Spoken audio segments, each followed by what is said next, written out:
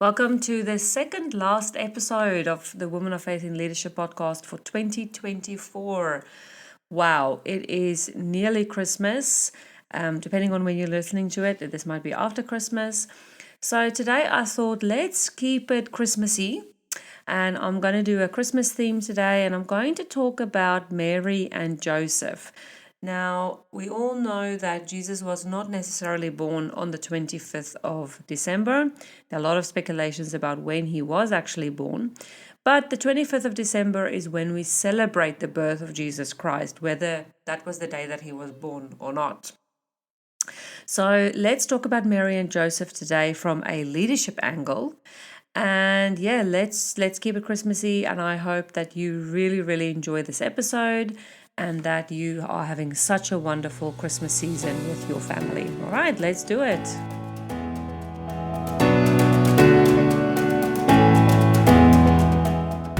Leading as a woman is tough, but leading as a woman of faith is next level. However, it doesn't have to be that way. God has called you into this leadership role because He says you are worthy. You are His child, and if He qualifies you, who in this world can unqualify you? You might suffer from imposter syndrome and believe you're not good enough, but God says you are good enough.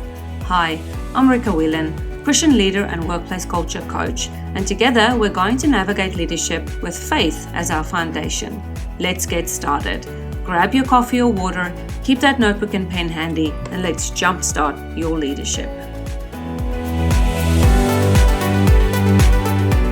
Now, Mary's story is a very unique story.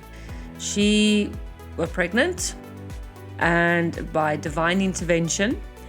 And of course, in that time, it was very scandalous if you were not betrothed to your husband, to anybody really for that matter, and you got pregnant. So when I was thinking about this and writing the script for the show, I thought about what it must have been like in that time for poor Mary when she found out she was pregnant, or when she was going to be having a son, and all the humanly thoughts that must have been going through her mind. Because as human beings, what we tend to do is we tend to look at things from a human perspective, and our brains can sometimes take over. And remember, we always talk about the head and the heart, okay? And so there's a big difference between the two, because what's in your head is usually your more logical thinking, where you're thinking about the pros and the cons or what can go wrong. Whereas if you're thinking with your heart, that's the emotional side of things. And so from Mary's side of things, must have been really tough for her. However, the beauty of the story is Mary's faith. And so from a leadership perspective, what we can really learn is that Mary led with courage, faith, and adaptability. Because I think we can all agree that that's not exactly how Mary thought her life was going to turn out when she thought about getting married to Joseph and having, their kids. So you can imagine her surprise when the angel appears to her and let her know that she was going to conceive and bear the Son of God, when her and Joseph had not actually even been married yet, and how they, what a scandal this was going to be especially for that time. And so, I was thinking about how at this point in time in society, people get pregnant all the time and there's no scandal to it. There's couples who live together who don't even believe in marriage. There's no judgment, but what I'm thinking of is about the different times that we're living in comparison to when Mary, and the feeling that Mary must have had when the angel appeared to her. Because remember, she's still a human being. So yes, she had a lot of faith, and yes, she had a lot of courage, which is the one thing that's going to come up. But can you imagine how she must have felt, if you can just imagine it for that point in time? Think about that one thing in your life that you've done that you were so scared, maybe as a teenager, when you were so scared your parents would find out what their reaction was going to be. And so, yeah, that was Mary. And so she had a lot of courage because she said yes to God's plan. And she demonstrated profound faith and trust in a higher purpose. And so from a courage perspective, Mary faced a lot of social stigma and uncertainty, but she did so with courage. And so the leadership lesson here that we can learn from Mary is that leaders often face difficult decisions. Every day we face difficult decisions, and we must be willing to take those risks and stand by our convictions, even when facing the opposition. And so as leaders, we need a lot of courage. And when we think with our heart, when we think emotionally about it, we don't want to have courage. We just want to bow out, or we just want to give up. Think about that one thing that you need to do in your role that absolutely petrifies you. And for me, it's public speaking. I get absolutely petrified with public speaking, but I continue and I do it anyway. I don't let that stop me. But it gives me a lot of anxiety when I do any public speaking, although I'm still pursuing wanting to do that. I still want to talk to people, and I still want to talk to crowds because I believe God has put me on a mission to do so. However, it still petrifies me. And so this must have also petrified Mary, definitely. So what we can really learn from her is courage. The next thing we can learn from Mary is faith. So Mary's faith provided her with a vision beyond her immediate circumstances. And so she must have had a lot of faith in Jesus, well, not in Jesus, in God, to just say yes to the angel and to just be willing to do what was requested of her, although it would have been very, very, very tough. But Mary knew that there was a bigger vision. She knew that this was going to be something significant. Okay, I don't think she realized at the time how significant it was going to be, but I think as time went on, she definitely realized, and especially after Jesus was born, and especially after things happened which would have been supernatural or which would have been completely out of her hands. I'm just thinking about when Jesus got lost on that trip, and when they went back, they found him in the temple speaking to the other priests. And so, Mary must have definitely started to realize that, okay, that courage and that faith that I had, that's really coming into play now. And so, even just Jesus saying things to her like, well, I don't know why you're, like, obviously he must have said it in a better way, but I don't know why you're surprised to find me here, because this is the house of my Father. And so it would have been very tough for Mary, but that's the same for us as leaders. We face those tough things every single day, but we must hold on to the fact that there's a higher purpose, and we must have faith that God placed us in this leadership position for a reason. We must have that faith that God wanted us here for this position at this point in time for a reason. And so what I hear from you as the listener is that you have a lot of self-doubt about you as a leader, and you lack courage to have tough conversations. And so as Mary, she would have had a lot of self-doubt, and she would have had a lack of courage as well. But she was very courageous in what she did, and she did not lack faith. So as you doubt yourself more, what I'd like to challenge you is to increase your faith. Spend more time with God. Spend praying to Him. Spend time with Him, talking to Him. Give up that self-doubt to Him and let Him know that, God, I don't believe in myself, but I know You believe in me. So can You please give me the courage that I need for today? Give me today my daily bread, because that's what I need today. And so the last thing we can learn from Mary is really just adaptability and resilience. That's actually two things, but okay, adaptability and resilience, because Mary didn't plan for her life to pan out the way it did, okay? I'm very sure when she and Joseph decided to get married, however it happened, that they didn't think that it was going to pan out this way. However, the same for us as leaders. We have a plan, but sometimes we have to adapt to that. And then when we are adapting to our plans, we have to have resilience, because sometimes the new plan is more difficult than the original plan that we had. And so we have to be able as leaders to navigate unexpected challenges and then changes in our environment, because that happens every single day. I'm pretty sure it happens in your environment every single day as well. And so this is particularly relevant in today's rapidly changing world, because there are so many things as leaders we have to keep track of. And so even just things like pronouns. And, that was something that I was thinking about as well, is as leaders, the world has said that, okay, we don't only have pronouns of he and she now, we also now have they and it and all the other pronouns that there are. And so it was a thing that existed before. If I think about my English teaching, if you use the word it, you always refer to a thing or an animal, and he and she refer to a person. Well, now that's so completely different. They refer to multiple people. Well, they can now refer to one person that does not identify as a he or a she. And so I think as leaders, we are constantly having to adapt to these sort of things. You might not believe in that at all. That might not be something, you might believe that there are only two genders because the Bible says that there is only a man and a woman. However, as leaders, we've had to be adaptable because we cannot just go into the workplace and say, well, you identify as a they, sorry for you, I'm going to call you a he and a she. We can't do that because then we're seen as disrespectful and we're seen as homophobic and all these things. So the point that I'm trying to make is that there are so many things in this world that we've had to adapt to.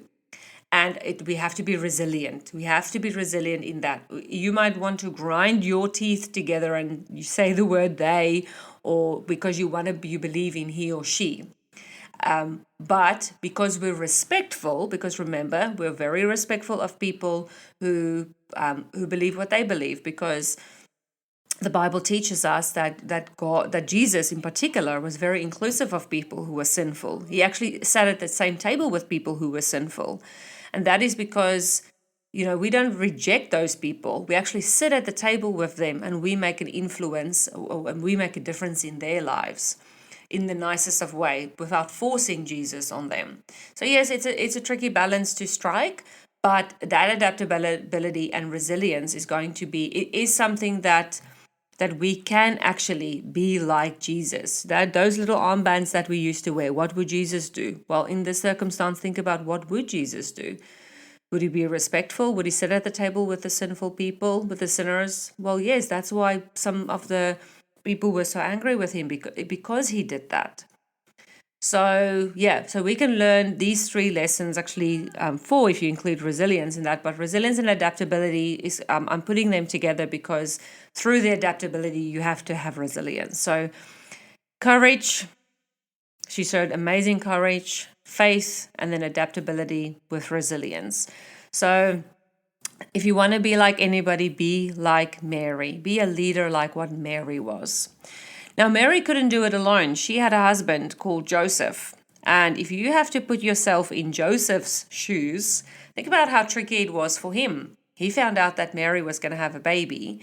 So what does that mean? That means that she was with another man. And so initially, what does the human nature of, because we're human, immediately think, well, what type of I can use all sorts of words that people would use in this day and age for somebody like that. But, Joseph would have had a shock to know that Mary was having a baby, but they hadn't even been together yet. And so, because again, that was the time. So Joseph made all sorts of plans in his mind, because that's what us as human beings do. We make plans without seeking God first, okay? And so that's why it's so crucial that every single morning you need to pray that whatever decisions you have to make throughout the day, that God will be with you and help you in those decisions. I always pray for knowledge, wisdom, and insight. Those 3 things I pray for nearly every single day, because I want all my decisions. I want God's knowledge. I want his wisdom, and I want his insight, because sometimes as an outsider, we can see things that people on the inside can't see. So I want that insight to know that, okay, this decision that I'm making right now is a good one. We have to pray for that every single day, because as leaders, we sometimes have to be very decisive. We have to make quick decisions, and therefore we need God on our side to make those decisions on a daily basis. And so, Joseph wanted to make his plans. He was, and can you imagine all the feelings that he must have felt, all the emotions? He would have been angry at Mary. He would have felt so betrayed by Mary, because this woman that he loves is now having a baby with another man. And so luckily, God is amazing. An angel appeared to Joseph, and everything was cleared out. All the uncertainty, all the feelings, all the everything that Joseph had would have been cleared out by the angel. Now again, okay, this is so crucial. As leaders, we have all these thoughts and feelings, okay? And we want to make decisions based on the information that we have, which is Joseph, right? But we have to make sure that we have the bigger picture. We understand all the information, all the aspects before we make a decision. Yes, sometimes we do have to make decisions in the spur of the moment. However, you have the opportunity to gather all the information and make sure that you make an informed decision. And so after Joseph had all the information, he could make an informed decision, okay? Because you imagine all the feelings and stuff that was going through his heart. Okay, but now he could think with his mind and with his brain, thinking that, okay, this is now I have all the information and I can make an informed decision. And so the angel confirmed Mary's story and instructed him to take her as his wife. Okay, that whether that was tough or easy or doesn't really matter, but he had the information now from the angel, and now he could make an informed decision. So much better, because he had made all these plans about leaving Mary or about, because he didn't want to put shame on her family. So he must have loved her a lot to self-sacrifice like that. But luckily the angel came and cleared it all up. So thank goodness for that. Okay. So the thing with Joseph, okay, he was obedient. He was just so obedient to what the angel's message was. And obviously that meant that he had faith in God, because if he didn't have faith in God, he would not have been obedient to that angel. He would have just thought, what is this? Okay. But remember, for that time as well, I'm sure people didn't think like that, but we've got so many influences from the outside world at the moment and from the world itself, that sometimes we do experience divine intervention and we don't even realize it. We just think, it was just a coincidence, or it was just this or that. So I still do believe in miracles, and I know a lot of Christians still believe in miracles as well. But I know that it's kind of dampened at the moment due to everything we see on TV, due to all the influences from the world itself. So, okay, let's see what can we learn from Joseph from a leadership perspective. Okay, so number one, integrity. So Joseph could have been, he was angry or disappointed or whatever he felt with Mary when he found out that Mary was having this baby. Okay, and they hadn't even been together yet.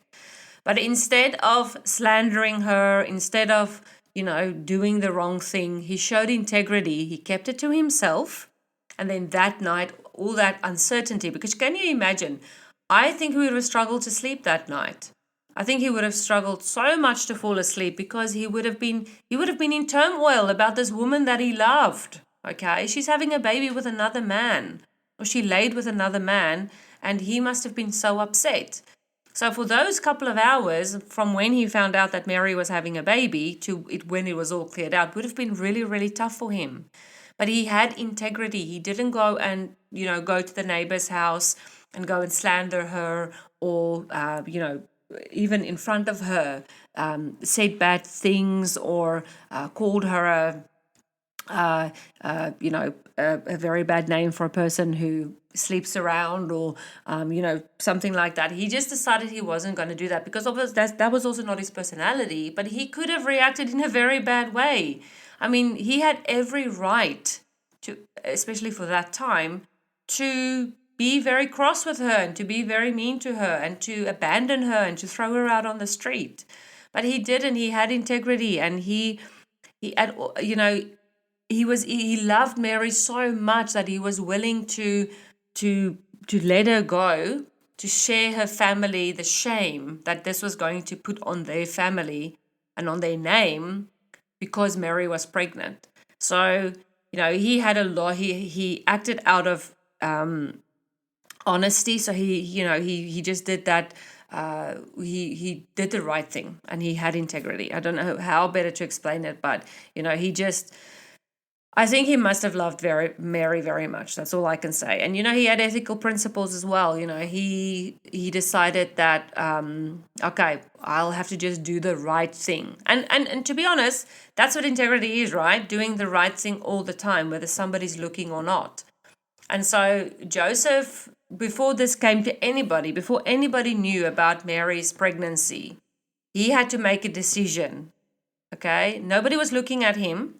But he had to make a decision, and he made the right one. And so the other thing that we can really learn from Joseph is that servant leadership or support leadership, because if I think about servant leadership, I think about the word support.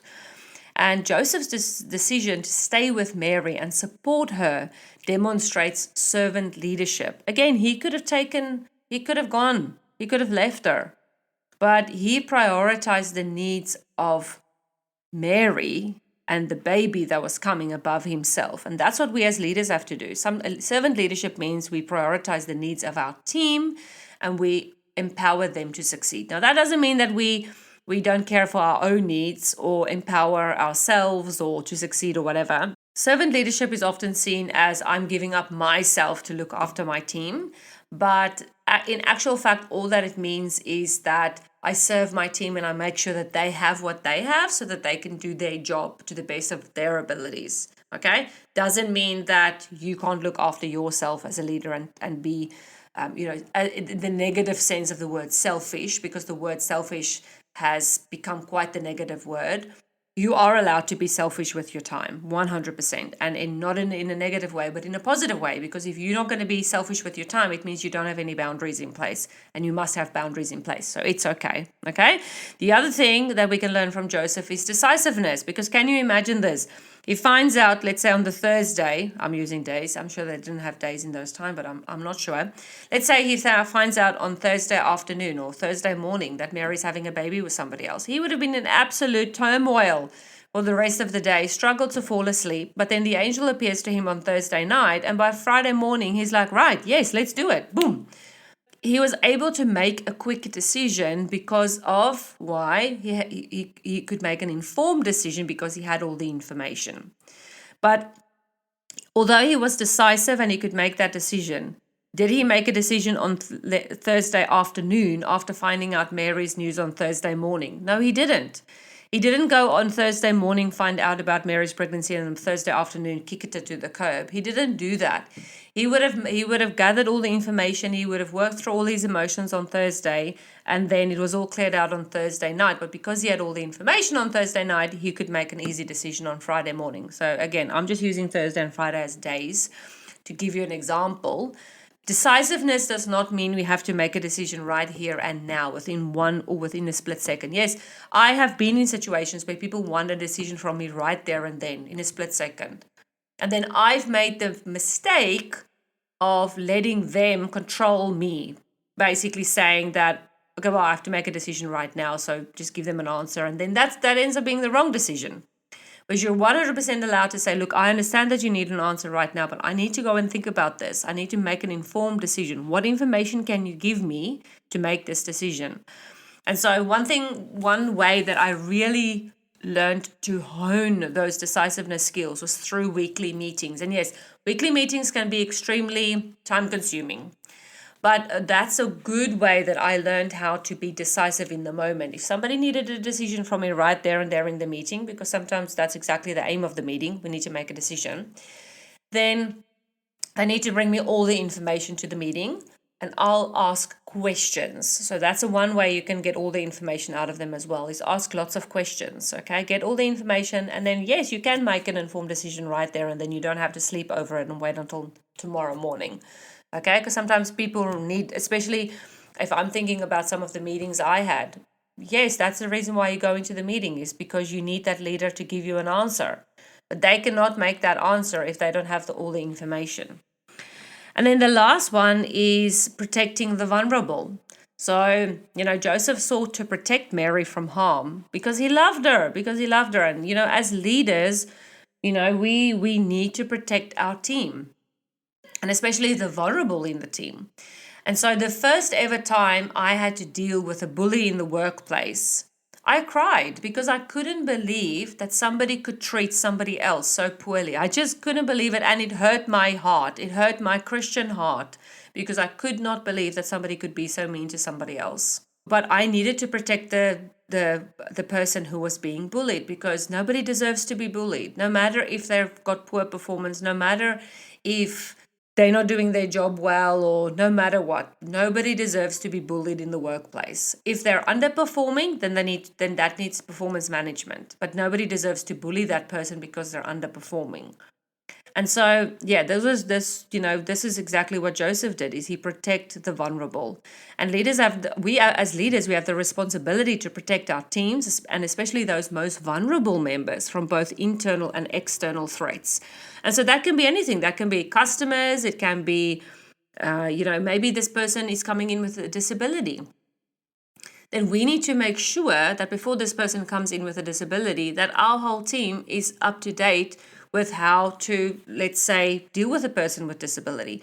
I shared an episode last week from someone who shared their vision, or their viewpoint, and things that they wish that leaders knew about disability before coming into the workplace. And one thing that he said on the episode, if you haven't listened to it yet, go and listen to the episode number 90, I believe it was, that one thing that he said is he wished that the people in the organization received training about autism before he started working there.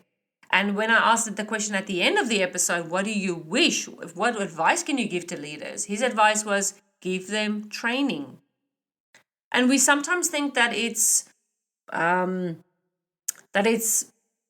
targeting a disability, or that we're not doing the right thing by providing the training. Well, no, we do. And yes, how do we treat people with disabilities? Like anybody else, okay? That's true.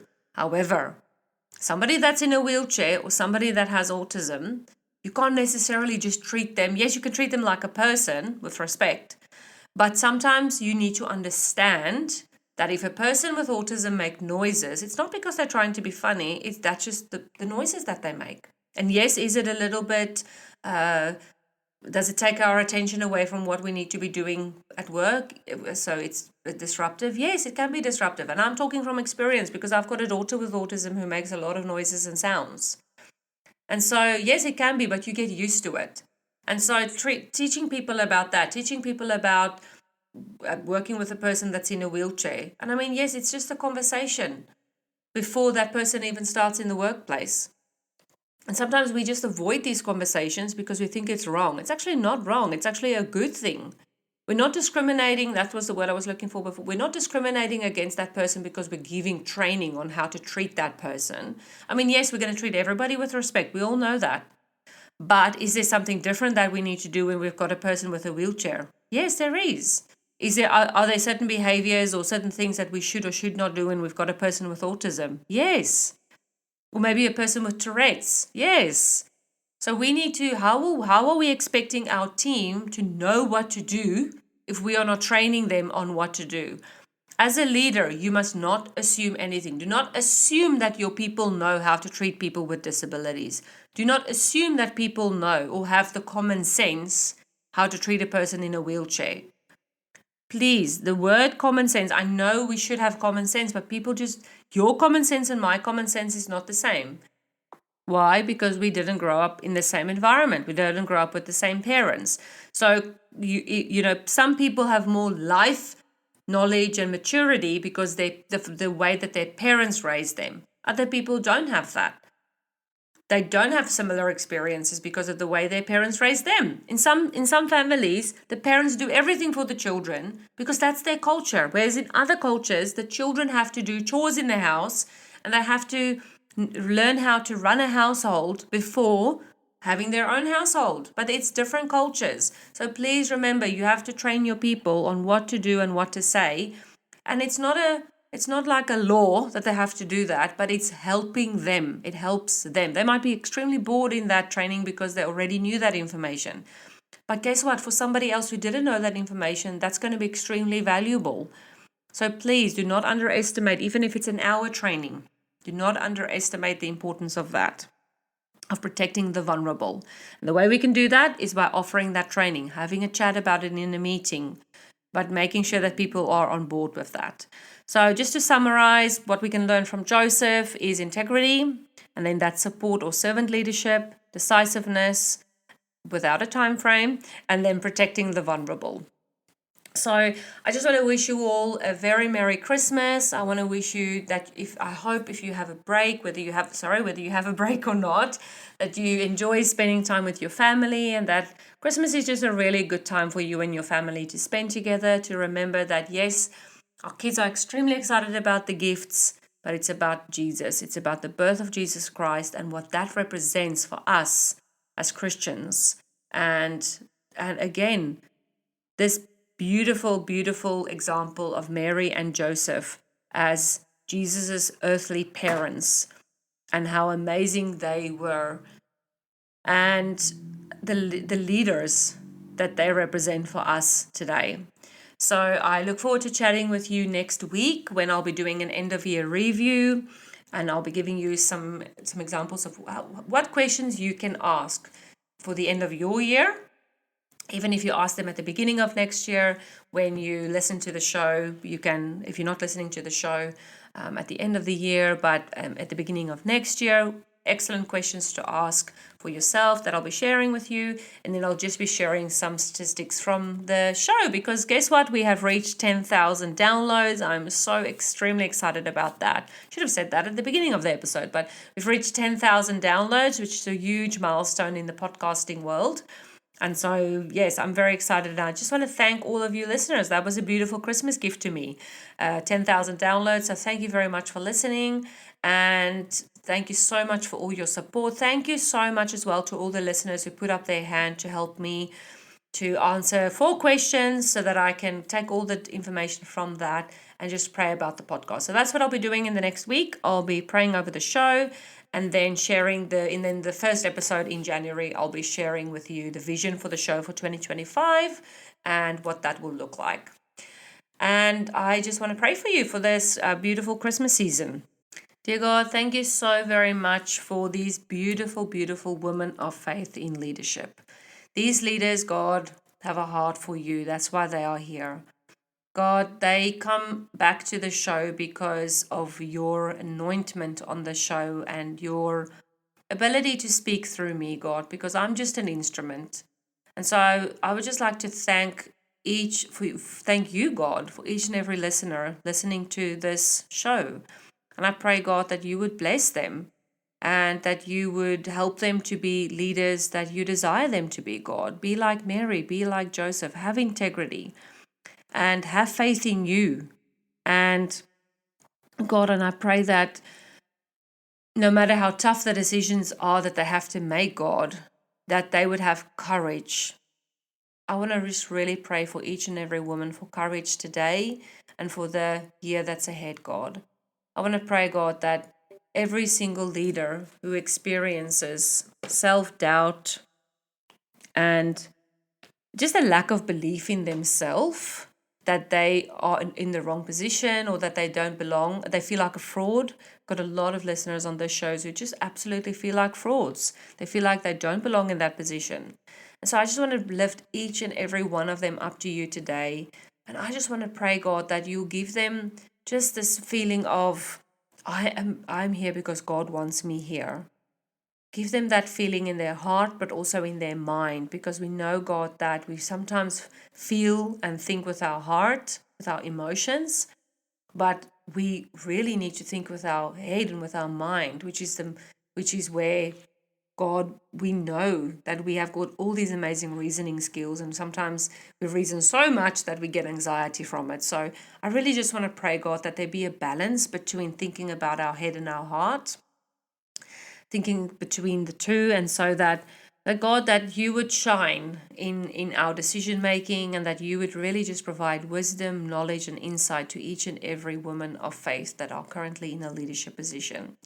And God, it doesn't really matter what industry they work in. It doesn't matter whether they're middle management or upper management or exec management or even just in their very first leadership position. God, you have a plan with their leadership life and with their life. And I pray, God, that you would just shine through every single decision that they make and through every single word that they say, that it would honor you, God. And that at the end of the day, that they would feel like their leadership and what they did honored you. And that they would strive for honoring you through every single thing that they do. We know that it's tough. We know that being a Christian is sometimes very, very tough because we get attacks from the outside world. There's so many things in this world, God, today that is just dark and not from you. And I pray for every single leader today that they would be protected by you from the outside world, and that if they face those battles, that God, that you would send your angels to fight with them, fight those battles in the spiritual realm, fight those battles and help them to fight these battles on earth that we do as well. And God, when we're dealing with difficult people as leaders, I pray, God, that you'll just give us patience, give us wisdom when we have to deal with these difficult people, God, because it can be just so tricky to deal with difficult people that we sometimes just want to throw up our hands and say, well, I've had enough. I just can't do this anymore. And then we go on ignoring the person. And then we just avoid talking to them altogether because it's just too hard and it's too difficult. But I pray, God, for courage. I want to pray for each and every woman for courage today, that if they need to speak to someone and have a difficult or crucial conversation, have a difficult conversation with that difficult person, that they'd have courage and that they would just pray before the time, that they would remember that you are Lord, you are God, and you are amazing. And miracles still happen to this day because of how amazing you are. And I just want to pray lastly, God, for every single person spending time with their family over this Christmas period, that they would remember what the season is all about. It represents the birth of Jesus Christ and what that represents for us as Christians. And we know, Jesus, that you didn't always have an easy journey here on planet Earth, but we want to thank you for the amazing example that you set for us as a leader here on earth as well. And we pray this all in Jesus' mighty name. Amen.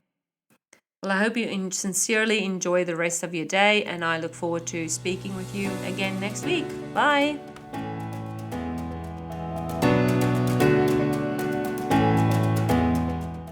So much for listening. If this podcast blessed you in some way, the number one way you can thank me is by leaving a review.